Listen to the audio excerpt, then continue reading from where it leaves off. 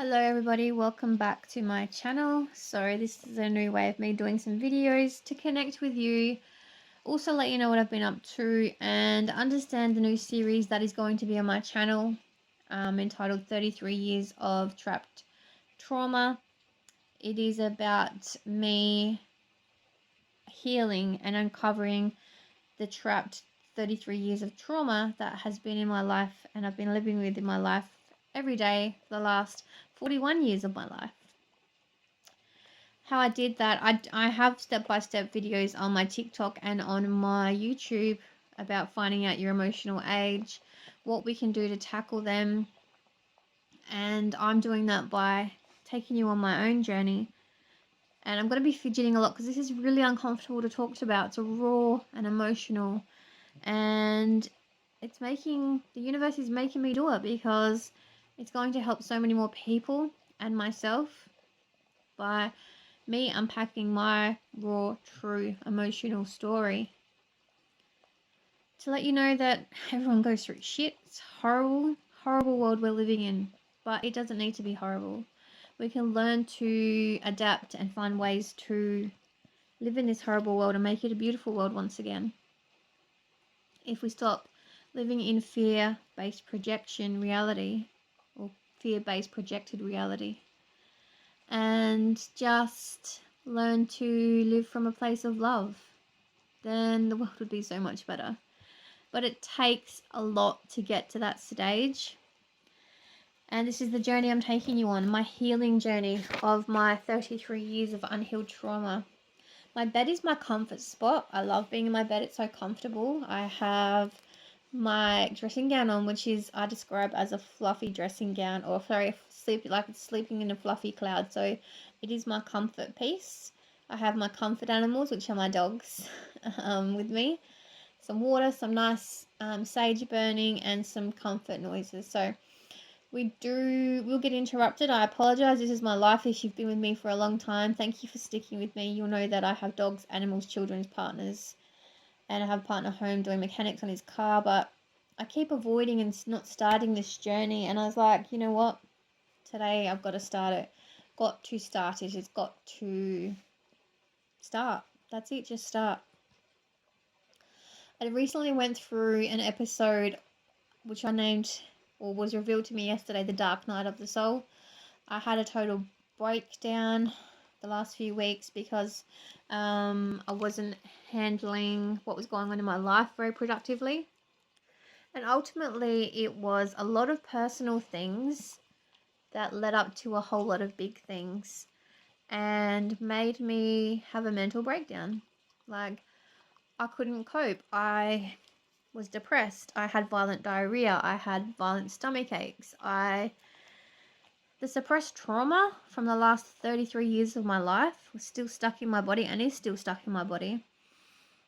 But I could not function. Couldn't get out of bed some days. Could not move. Was so depressed and would cry. Every single little thing was a trigger. Had a major fight with my partner about something so stupid, but to me it was a huge, huge thing. And I took that as a personal attack, even though it really wasn't. And I took off, as I usually do, because it's my abandonment trauma wound coming out again. Took off and looked at my box of pills that I had, because I have endometriosis, and I was like, I just don't want to be in this life anymore. I don't want to feel this pain anymore. I don't want to do it anymore. I knew that was the moment that I was in a really bad turn, and I really had to do something about my mental health. It was a turning point for me. We sat down and I said, things need to change. We can't keep fighting like this. We either need to break up or change the way we handle things, because I can't do it anymore. And the love that we have for each other got us through it. So that was a victory out of this mess. And also me discovering that I can be my own counselor, that I can be, take everything I've learned from the last couple of years of my life, even though it has been very trauma-based. I still have my beautiful glow about me, and I still have my beautiful light, and I still want to help others and will help others. And by me helping you helps me in return. I'm still the kind-hearted, beautiful soul that I always am, even though I've been through hell and back. And I have been through hell and back. Wait until you hear. what my 33 years of trauma is going to unpack. So how it's going to work is I'm going all the way back to my childhood, and we're going to start with my first trauma at the age of 7 years old. The first one is not a big deal, but it is a big deal to me because it terrified me at the time. All the way up to now, my current life now. And there's a lot. And there's some shocking things. And there's some things like you might not want to hear, but it has happened. And it's raw and it's emotional and it's upsetting and I might cry, and I'll try not to cry. I'm very good at disguising my emotions and hiding them and coping through them and talking about them. I did start therapy as well. My partner and I actually started therapy together. So it's a very, very positive step. I was diagnosed with traumatized brain. My brain's just scrambled. So this is another reason I'm doing this, to try and help you. Help myself. Here we go. Coughing attack. Help myself get through this because it is a huge thing. Another thing this Dark Night of the Soul episode has taught me about is I never really knew what rock bottom was. I have experienced it before, but my life has been really good the last couple of years through my spiritual work and giving back and reconnecting with my children and family and friends, and it has gotten better. It's not all doom and gloom. I do have beautiful moments. But this Dark Night of the Soul episode has actually taught me to have more empathy for people, have more patience for people, have less judgment for people. When I do a lot of work on Ask the Answer and I'm doing tarot reads for people, I get really frustrated because I can see what type of person they are by reading their energy, and I can see their beautiful soul, and I can see how much they want and want and want, and they're such good people, and they're chasing after and letting people treat them like absolute shit. And I was getting so frustrated at this. I was like, why can't you see how beautiful you are? Why can't you want better for yourself? Why won't you put yourself first? That's why I stopped doing that for quite some time and stopped doing tarot for quite some time. I was getting really frustrated at not only people and how they're not seeing their own self-worth, because I have built myself up from hell and I'm at a good place, not amazing place. I was before I had this Dark Night of the Soul episode, but nothing's really that bad in my life right now, except for my mental health, which I'm addressing. But physically, financially, we're okay. We're good. We're blessed. But it's taught me to not pass judgment on people so much. And people have to learn their own lessons to want better in their life. So I'm just a tool to aid them in their quest and give them advice, whether they like it or not, whether they accept that advice or not. At least I've done my job as a psychic reader, medium, life coach, energy healer, to actually pass that message on to them. Whether they take that and apply it to their life, that's their business. This is what I learned as well recently from my Dark Night of the Soul episode. I had to learn this the hard way, because I didn't have that much empathy for people before. I was like, just get over it. Just start healing. Just do this. And it's like, sometimes you're that broken mentally, you can't just do anything. All you can do is lay in bed and cry. And that's okay. You just got a lot of rebuilding to do. Perfectly okay. So. Lots of lessons learned lately. Let's jump in to my 33 years of trauma. There's probably some things that are still suppressed, and you'll find that if you do this exercise yourself, that things will be suppressed and things will come up when they're ready to come up. Okay? Today a memory came up that I'd suppressed. Got all about it. And it flashed in my mind like a photo that I took at the same time. Didn't have the physical photo. It was just a memory photo, a memory of the time. It was me standing. I was about 9 years old. I was standing in my school uniform. My dad got my hair permed, and I had to stay with my dad for a week because my mum tried to commit suicide. That was the image, me standing there posing with my new perm. And that triggered the memory behind that. That's what I mean. Things will come up when they're meant to come up. So I've got my journal here. This is full of journal. Journaling does help big time, okay? This is my emotional traumatic events, okay? Starts at the age of 7 and goes all the way up to now. So it's like 4 pages. And there's probably shit I've missed. But I've written the event, how it made me feel, the emotions that came up from that. And after I've read this, I'm going to have a break. I might get into the first exercise, I might not, but the first step is just starting. And this is just starting, okay? Our nose is running. It's a symptom of stress. I don't care, we can wipe our nose. It's gross, get a tissue, whatever. Okay, it's going to be hard. Emotional trauma events that happen in my life from the age of 7. So my emotional age, I've worked out, is 7 years old. So I'm a 41-year-old woman with the the emotional maturity of a 7-year-old. A 7-year-old broken girl. And the first one that I'm going to read, you probably think that's not a big deal, but it was, again, big deal to me at the time. So I've added it in there because it scared the shit out of me when I was 7. And that is, so when I was 7, we had this beautiful house that my parents bought when they got married. And I used to love playing, we had these big glass sliding doors. And the sun used to shine through these doors and it was beautiful. And I loved playing there as a 7-year-old. I was obsessed with Barbies in the 80s, 1987 this was. Obsessed with Barbies. And absolutely loved playing in front of this window because the sun would shine on me and I'd get nice and warm. Loved it. I used to wear lots of dresses as well when I was a little kid. The 80s, neon colours, bright dresses, short dresses, whatever. So I remember this day specifically, I was playing with my Barbie dream house and my Barbies and the car. And I remember my mum saying we had a mouse in the house. And I was like, okay, that's no big deal. A mouse, whatever. It's got nothing to do with me. So I just got my Barbie dream house, my Barbies, my car, and sat in front of the window and played it as usual. Enjoyed the sunshine shining on my skin. And this mouse, I actually knew that this mouse, the path that it ran, it loved running from the kitchen because these windows are right next to the kitchen. From the kitchen along the carpet in front of the window and right to the other side of the house. It loved running the path that I loved sitting in. I just remembered that. See, suppressed memory. I'm going to write that down. Knew its path. Wow. See how things just come up? Path.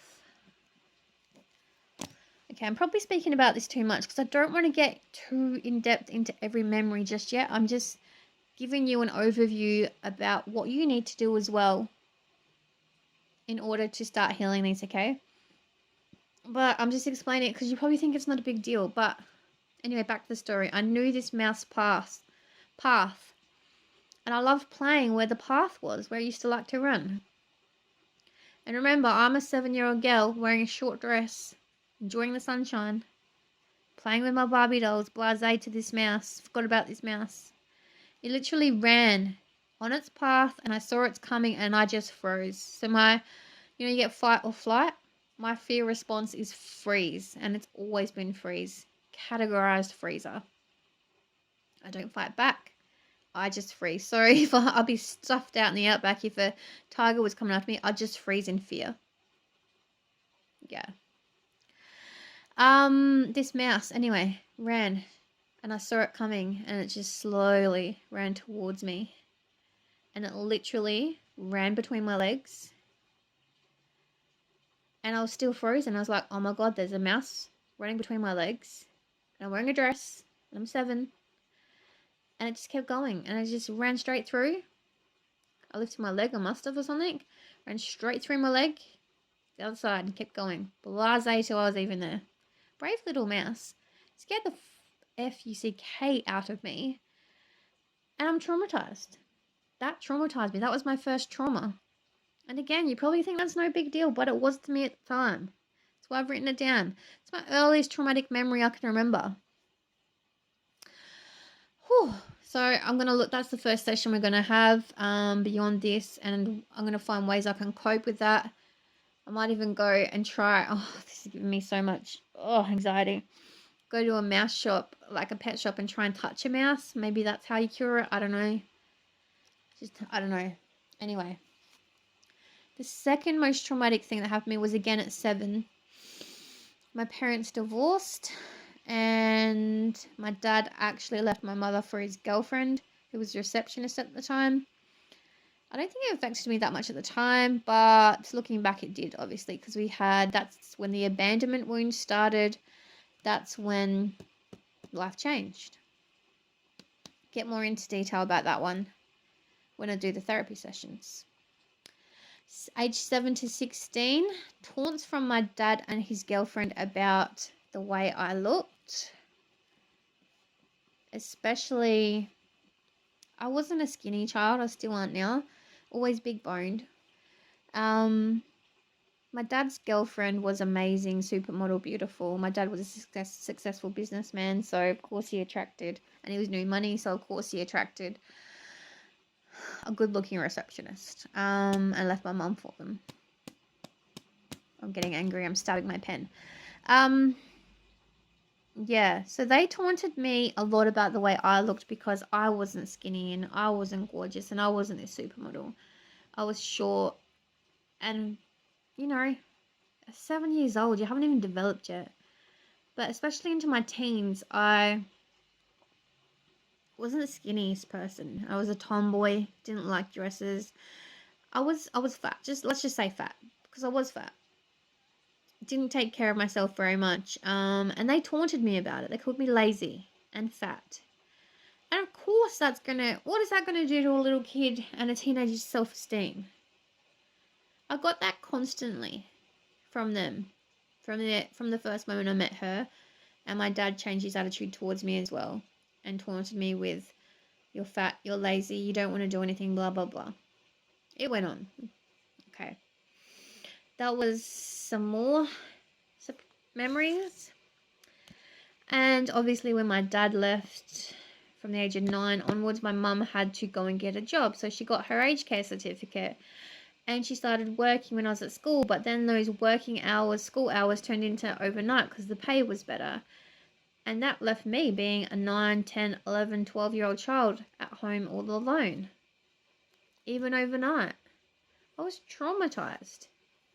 I was this little child and I was traumatized about being home alone, especially at night. So there's another abandonment wound, feeling alone, vulnerable, scared as a child. Getting home alone, being left home alone all night. My games become my comfort. My video games, Nintendo, my cat. Always had a comfort animal, always had something to turn to. Food became my comfort as well, which isn't the healthiest. And then, again, life changed again. My dad got another house close to us, and I'd have to go with him every other weekend, and I hated it. Hated it to the point when I would just run away. I did not want to be with him because of the taunting and just not wanting to be there. The energy at the time was not wanting me to be there. Your body reacts and tells you where you should and shouldn't be. If something's not good for you, your body will react and tell you. My dad then also, because he got sick of me running away, or he got sick of the area, or got sick of driving to work, whatever the excuse was, there were so many excuses. He got a house in the Adelaide Hills, which was about an hour and a half away from my mum. So that made it even harder. As I'm talking about this, more and more memories are coming up. Wow. One moment. Alright, so I have to keep pausing this because more and more memories are coming up and I have to keep writing it down. I don't even know where I was at now. Wow. Wow. These memories are crazy. Heavy. I'm trying not to get involved in them too much, but you can tell by my actions I'm uncomfortable talking about them. I'm slamming my pen down. I'm just all over the place. And then you're going to experience this as well when you go through this, okay? The memories that just came up were I tried to bond. Okay. So what was I up to? I just had to deal with an important email that came through. Distractions. The world's trying to make me distracted because it knows that I'm uncomfortable, but soldiering on. The memories that came up then were I tried to bond so hard with my dad's girlfriend to impress her. She loved doing calisthenics, which is like gymnastics, I think, in America. If you're all wherever in the world you're watching this, calisthenics, look it up if you don't know what it is. It's like theatrical stuff where you have to be really prim and proper and put together. Took up calisthenics. I even went to the point of when I was buying Mother's Day flowers for my mum on her Mother's Day. My dad actually brought them for me. Surprise, surprise. She felt left out, so I went and brought her flowers as well just to make her feel better.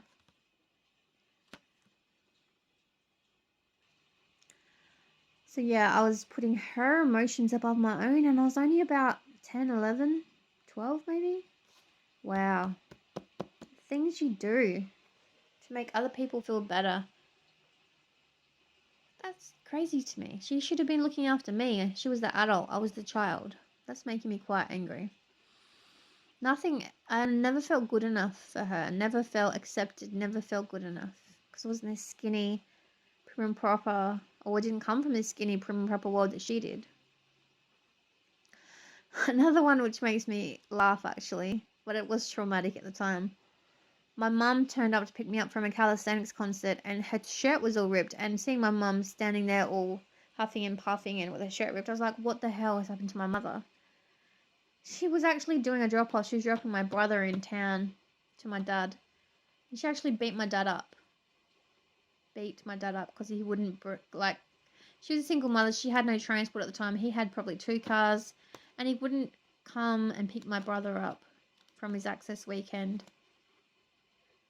And my mum was angry. And that she had every right to be angry. Because I was in our hometown doing calisthenics or whatever it was. And busy. So she had to leave me, take my brother on a train to town. And this was at night.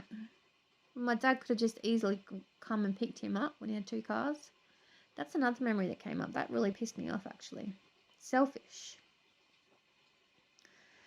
Another one is me hearing one of my parents have sex. That was a trigger because that was very traumatic to me at the time. Won't get too much into that one until I actually revisit that memory. Another one was my cousin having sex with our housemate. My mum had a housemate that she let move in.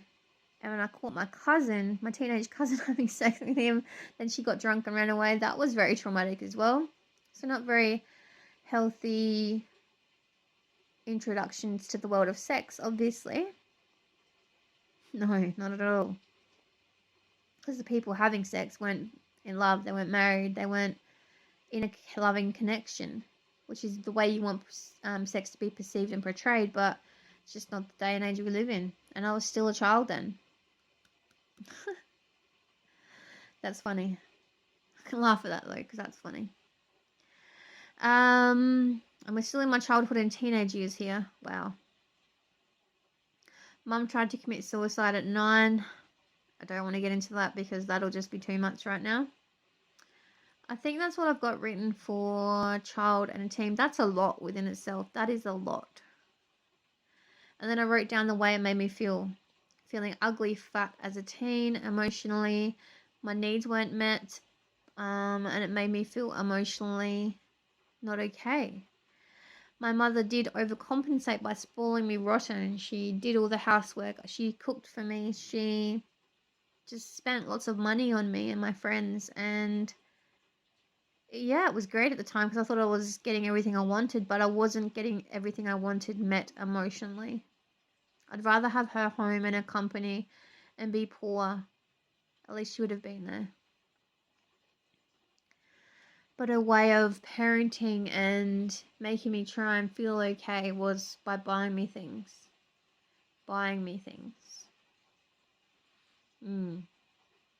That doesn't make me feel great. Because I now, as an adult, parented my the children the same way. Not going to get into that. Let's move on. Let's take some breaths and move on.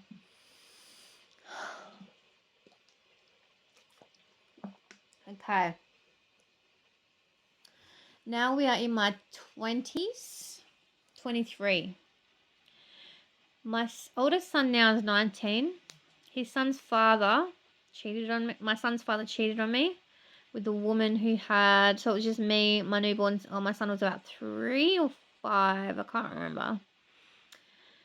Cheated and he was he drank a lot. Yeah, that wasn't fun. Always arguing. Always feeling inadequate. Wasn't great. At 28, my daughter's father was very controlling and manipulative. Ended up leaving him. That was abusive as well. My mum and her partner actually beat me up in the time. They saw it as, trying to knock some sense into me, but no, they beat me and I ran away and didn't speak to them for about a year after they did that. Wow. In my 20s, I felt alone, abandoned again. Okay, in my 20s, again, I was taking all that trauma from my childhood. I had no clue about this emotional damage in my 20s either. I just forgot about it all, obviously. I wish I could go back and change my past and know what I know now. Whew, will my future be different? Will the life I've lived be different? In my 20s, I drank every other weekend when my children went to their fathers. And I just wanted to feel numb and just be okay, feel okay. Thought it was cool, thought it was great, and it wasn't. I actually hated alcohol, and I do hate alcohol, and I haven't drank for a long time. I drank to get drunk. Again, I just did it to try and feel good, but it didn't make me feel good. But I didn't never got a hangover, so that's the good news. Never got a hangover. So that's good though. But I drank to numb my feelings, because I didn't avoid with my emotional feelings at the time. I didn't feel good enough. I felt lonely. Always chased a man's love and acceptance. Again, there's that abandonment wound because my father left at 7. And that's what I chased. A man's love and affection and acceptance. Always mothered my partners and took care of my partners and not my kids. Fucking terrible. I hate myself for this one. Hate it, hate it, hate it. I parented the way my mother parented me. Brought them everything they wanted, gave them the food they wanted, met their needs physically, and loved them, yes, but the emotional connection, even though I loved them and I knew I loved them and I was giving them everything they needed physically, I don't think emotionally I was meeting their needs. And that's because I was parenting the way my mother parented me. But I never left them alone. I never abandoned them. And I was constantly there. Yeah. That's the one I have a lot of guilt about. A lot of shame and guilt about. I wish I'd done all that separately. But you can't change the past, can you? You can only admit your faults, and when I do revisit them, they're going to be very hard memories, and because I feel so much guilt for that now. Stop being uncomfortable. Let's move on from that, because it's a very hard one to talk about.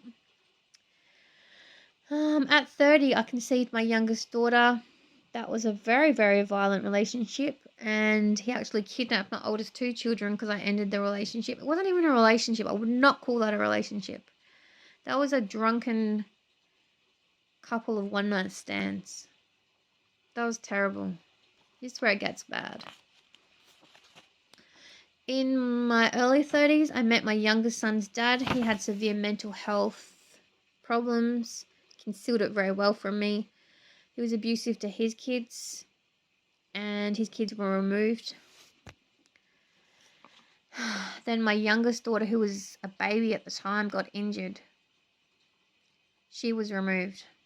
She was rehomed with her abusive dad by CPS. He took off with her for years. I did not see my youngest daughter for years. No contact, nothing. What do you think that does to a broken person already? Emotionless, avoidant, learn not to feel, have to learn to be able to be okay to survive. And then my youngest son, was also removed. He was 1 when he was removed. I was with another partner at the time, so I'd left his father at the time, okay? Once my daughters got injured and was removed. I left him just after that. The stress was too much. I then met another man. So I've got 4 kids at this time. I was pregnant with my youngest son. So I had a 10-year-old, 5-year-old. 5-year-old, 3-year-old girl. My newborn was just removed. Sorry, my youngest daughter was removed from me. She was 1, 2 at the time. And then I have met my ex-husband. Oh. He had severe mental health problems again. Drug use so bad. He was so violent. I don't know how I can talk about this without breaking down. I think because I lived it and I detached from the situation and I did 4 years of counseling to be okay again through this. I detached myself from the person that I was then. I think I just started detaching myself after my youngest daughter was removed. I started detaching myself and learning how to detach and cope and pretend it didn't happen to me. And I was just watching someone's life like a movie. That's how I coped with it at the time. And looking back, I still don't have that emotion. Like, it feels like it didn't happen to me because at the time I detached from the situation. That's how I coped and that's how I survived. Coping mechanism. That's what my counselor taught me. So I have 3 kids. Youngest daughter was removed. Have a 1-year-old at the time. Meet this ex-husband. Very violent. For the first 6 months to a year, he was amazing. Different person. Did everything for me, showed up. That's typical narcissist behavior. They show up, they make you fall in love. They represent themselves as false. They blow your world up full of love. Present themselves full as false. Okay? Then it started changing. The drug use, the abuse, the control. It was so bad, and I will get into it when I revisit the memory, but I was in a coma twice. His friends stood over me. Black and blue. Yeah, it wasn't fun, and I will get into it, as I said, but detached. That's how I coped and got through this. But it just gets worse because I was living with this abuse, and my youngest son got removed and went to live with my auntie. My oldest son, who was 5, went to live with my mother. My youngest daughter, who was 3, her dad went to court and got custody of her. So I lost her as well. So I've lost all my kids. I was 33. Lost all my kids. Getting beaten daily. Getting emotionally, physically abused.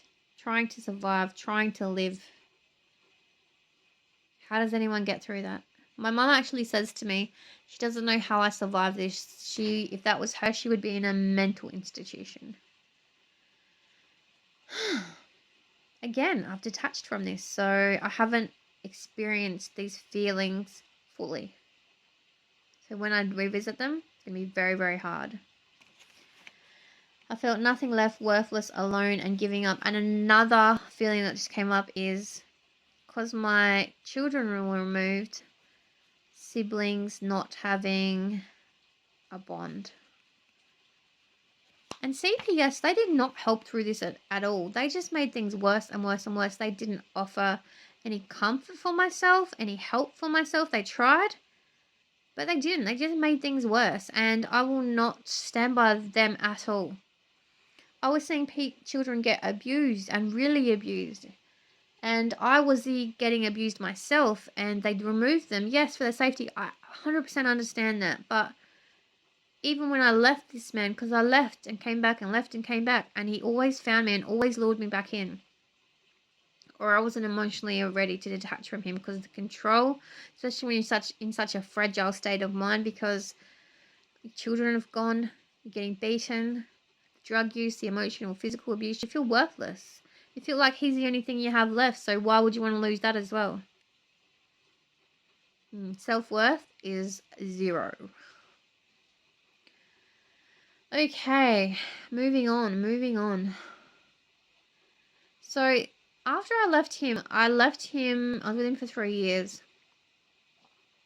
No, there's another part of this that I still suffer with to this day. Business breakdown. So, fuck knows how. So during the last year that I was with my ex-husband, I was able to build up a very, very successful business. And I don't know how I did it because I was going through all this. I think that's another way I escaped feeling the feelings that I needed to experience at the time. I poured my sanity into work, my attention, everything into work. I was turning up to work with bruises, but I concealed them. I got emotionally yelled at that day or beaten, and I'd go to work with a smile on my face and be overjoyed to see something I had built up from nothing to something to a thriving business. I was gaining my hairdressing and beautician qualifications. I was gaining my certificate in training and assessment so I could teach and give certificates out. And I already had my beauty qualification at the time, and I was getting my hairdressing certificate and my teaching certificate at the time. And everything was going amazing. Started running short courses. I hired an experienced hairdresser to teach hairdressing courses. I managed to have a meeting with an Australian recognised trainer who was going to make all of our students nationally recognised to actually do RPL, which is recognition of prior learning. So I'd do the training and I'd basically give them the qualification. Everything was running amazingly. So I was waking up, getting abused, getting beaten, getting screamed at, yet going to work, happy with a smile on my face. If that's not messed up, I don't know what is. But when I left my ex-husband, do you think I was allowed to have anything of my own? Nah. The lies started. The lies to all my students started. The lies to my family and friends started. Everything was just a horrible mess because he couldn't have me anymore and control me. So I had to shut my business down. People couldn't finish their study. Couldn't fulfill the requirements and the regulations of what I was supposed to do. Filled out the training certificates wrong. Everything just went to shit. And I was this scared, timid little girl who couldn't have a voice because I was trying to save my own life at the time. And everyone just thought I was scamming them, taking money, not qualified teaching, but I was. I was doing everything right while living within that nightmare and not dealing with my emotions, which I'm trying to do now. Wow. And this still affects me till today. I have a hate group about me on Facebook. People don't know the truth. I've had a Australian Commonwealth court case against me because I couldn't deliver these training qualifications and people were left upset. I actually did a huge bulk email and apologise once I was stable again on my feet and thought I had healed, and offered to take everyone's training up for free. And all they had to pay for was their gap training, their qualification at the end of it. So I tried, but nobody wanted it, obviously, and rightly so. They were hurt. Their wishes, their dreams of becoming and gaining this qualification didn't come true. And that was because my life was a nightmare and I wasn't dealing with it sufficiently behind the scenes. And I was doing everything wrong, even though I thought I was doing everything right. Trauma. And again, it still affects me to today. I have this hate group. I have people hating me. I have people taunting me. I'm even scared sometimes of going out in public because I think, are these people going to see me and want to hurt me? That's how bad it is. It's so built up and raw and horrible and emotional. I'm going to have to deal with it. And I do deal with it. And I have got to a place of being okay. But still, that's always in the back of my mind, that fear. Another thing I've got to deal with. That's pretty raw, that one. Okay. So I was rebuilding after I left my ex-husband, managed to leave him, so that was a huge achievement in that. But again, everything went to shit. I was still attaching to men, but chasing healthy relationships this time, so that's a plus.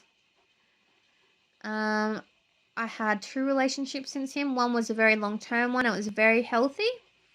But apparently all my unhealed trauma and the person I'd become from being in these bad relationships and being treated so poorly, I projected that upon this good, kind-hearted man, and it was too much for him to bear, so he left.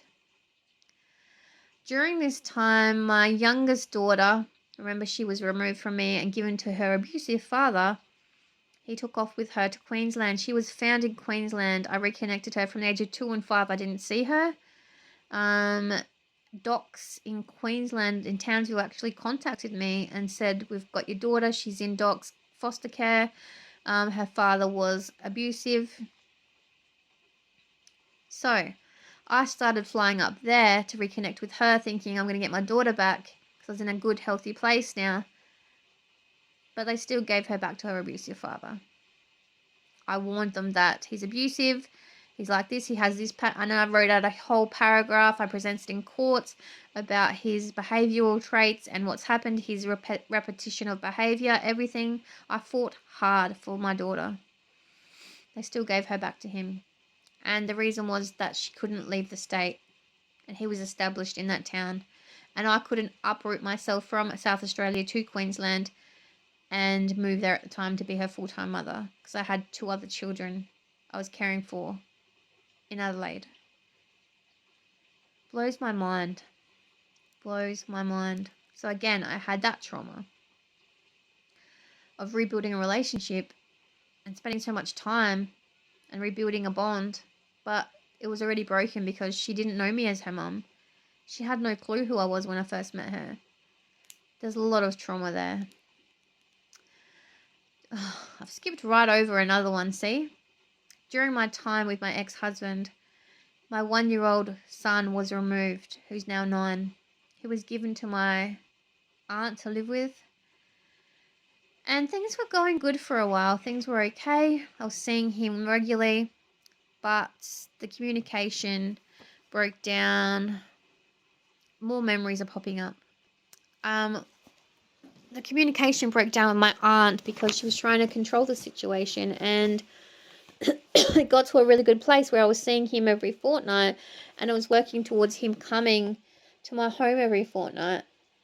But I don't think she liked the fact that he was getting close to me, because obviously I'm his mum and he loved me and he loved his siblings. I was taking my oldest 2 to see him constantly, and he couldn't realise why they could go with me and he couldn't. It was quite sad at the time. And how do you explain that to a little child, that you can't go with your mother and your siblings? It is a lot, and it's a lot to deal with. So that's another one I've got to write down. Abandonment. So much is coming up. So I don't have him because he was taken by CPS because of the violent relationship I was in. Understandable, yes. Was trying to build up to getting him every other weekend, but I think my aunt didn't like the fact that we're getting so close. Something happened where I was seeing my other daughter on the weekends as well, and she didn't like the fact that I had to change one of the dates. She said I was prioritizing one child over the other, and I wasn't. I was just doing what I needed to do to see my children. And that's when my whole one side of my family cut me off, refused to talk to me, won't have me in their life still, and this has been years now, will not speak to me. This is my father's side of the family. They don't talk to me at all. I haven't seen my son in years. That's another tragedy in this story. And then their feelings on top of this. This is just my emotional story. How are they going to feel? This is all the guilt I have to live with and do live with every day, and just bury down to try and live and function as a human being. What else do we have here? During the time What else? So now I'm rebuilding or trying to rebuild. He moves back to South Australia with my youngest daughter. He's still badly into drugs, badly have mental health conditions. This is when he abandons her at school and his family take control of her. And I don't find out until later on when this happens. They've gone to CPS in this time and she has got custody of my daughter through the courts. And basically the choice is wherever my daughter wants to live is up to her. Now remember, me and my daughter don't have a bond because she was ripped away from me. And all of my efforts never paid off, even though I changed my life and I presented a good case in court. Nothing ever was good enough because of my past.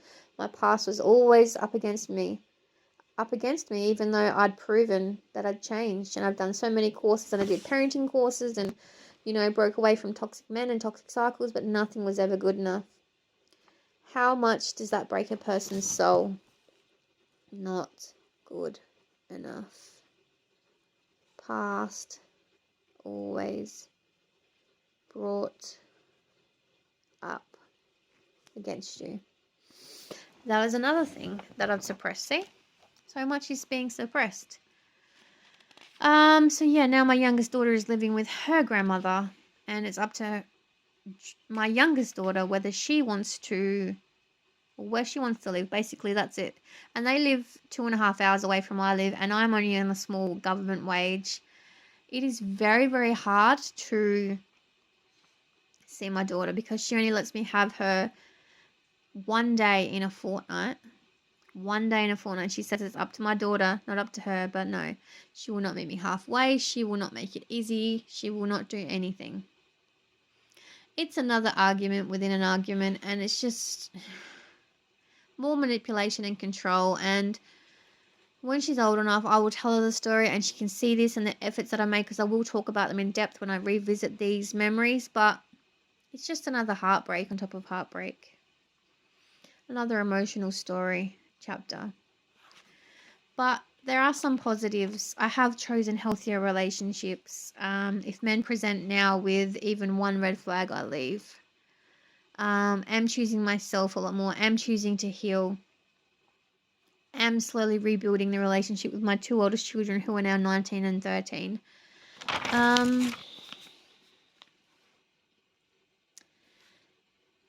What else? What else do we have here? Oh, here we go. Here's some more. There's more. Wow. There's more. So we've spoken about youngest daughter moving with grandmother. Breakdown with my son and my aunt's relationship. My mother, she has such bad physical and mental health. And I've tried speaking to her about getting help. And it's just relentless because she won't do anything to help herself. She's had 2 strokes. She will not help herself. I had to detach from the situation because it's going to kill her. And she won't do anything about it. What are you supposed to do about that? But that's another emotional void I have to deal with. Another one was one of my best friends. She was like my soul sister. And I did turn to some drug use. It wasn't because of this person, but she made them readily available, and it wasn't very healthy at all. And she had a lot of her own demons she was fighting. So I did cut that relationship off because, as I said, I'm rebuilding. And until somebody helps themselves, if they're toxic and using toxic traits around me, it's not healthy for me. So I need to cut relationships like that off. Drug use, yes, was introduced by my ex-husband. He used a lot, and then he gave them to me to try, and it helped with the numbing at first, but then it was so bad for my mental health. Overthink up all night. It was terrible. And it happened when I was 35. I'm now 41, and I never turned back to them. But sometimes when I'm feeling overwhelmed or scared or sad or abandoned, it is the thought to run back to them. And this is what I was doing with my ex-best friend quite a lot, running back to them because they were readily available to me. So I had to cut that relationship off because A, she wasn't helping herself, even though we were like each other's mental crutch, and I love her dearly and still do love her dearly. It wasn't healthy for me mentally because they were readily available, the drugs, and I was mothering her and trying to take care of her and avoiding myself in the and losing myself in the process.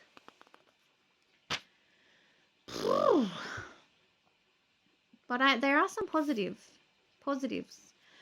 The still negatives are the medical conditions that I have from this trauma: insomnia, diabetes, diarrhea, constant stomach aches, anxiety, depression, traumatized brain. These are all the effects of 33 years of unhealed trauma in my body, because when we experience trauma, it gets trapped in our body and manifests within physical symptoms within our body. So that's another thing I've got to get under control. My kids missing emotional attachment. My kids, the way they treat me sometimes, they're very abusive emotionally, but they're just acting out of not getting their needs met from a young age up until now. So there's that emotional trauma on top of my emotional trauma I've got to deal with. Yeah, there's a lot. Can't commit to one thing. Like, I start a project and never finish it. That's why I was putting this off for so long, because I was so scared to start it all. But I am starting it all. Just start. That's what my guides keep telling me. Just start. Just start. But the good news is I am rebuilding. I'm trying to allow only healthy attachments in my life. Oh, I missed one. Look. My recent job. I just got a job transfer. And the corporation I was working for, they weren't treating me like I was valued. I brought this up time and time again, and nothing changed. I was getting barely any shifts. I was getting called in at the last moment to cover shifts and making plans during the day, or sick, or had a sick child, or something happened, and I couldn't commit to the hours they wanted me to work. Mentally, it broke me down because we struggled financially. My dog got sick and was diagnosed with a rare blood condition, which is very rare for dogs, and that took my savings, so now I have no savings. Yeah, just a lot's happened lately. The finances, the decrease in hours, the reason for the decrease in hours, which was my wage is too high, and I don't set my wage, so how is that fair to me? The treatment of not feeling valued and feeling like a valuable option. It was all taking a toll on my mental health. And this is where I got to the dark night of the soul. This is where we're at now. This is forcing me to look at my emotional unhealed trauma and face it. And also has learnt me to be more empathetic and know that people are going through so much in this day and age and can hit their rock bottom like I did a few weeks ago. And it's not a good place to be at. Whew, this is a very long video, and I didn't want it to be this long, and I'm glad I had myself together, but I am still detaching from the emotions quite a lot, so this is why I'm still in therapy myself. But by helping you and helping you with my story, explaining my story, I hope it helps. Took a lot of bravery and strength to even share this story with you, because these are very personal details that I haven't told anyone, and now I'm putting on a public platform. I mean, can you imagine the anxiety and strength it took to do that just in itself? But I know my story will help somebody else out there. And I hope you can join me for each memory that I go back and visit and find ways to cope and heal with it and deal with it. Feel the emotion, learn how to accept that it's happened, and integrate it into my life that yes, it's happened. Yes, we need to feel it. Yes, we need to deal with it. And hopefully I can suppress that memory and turn it from a bad to a good one. Much love. I hope you can connect me and join me for my journey. Bye.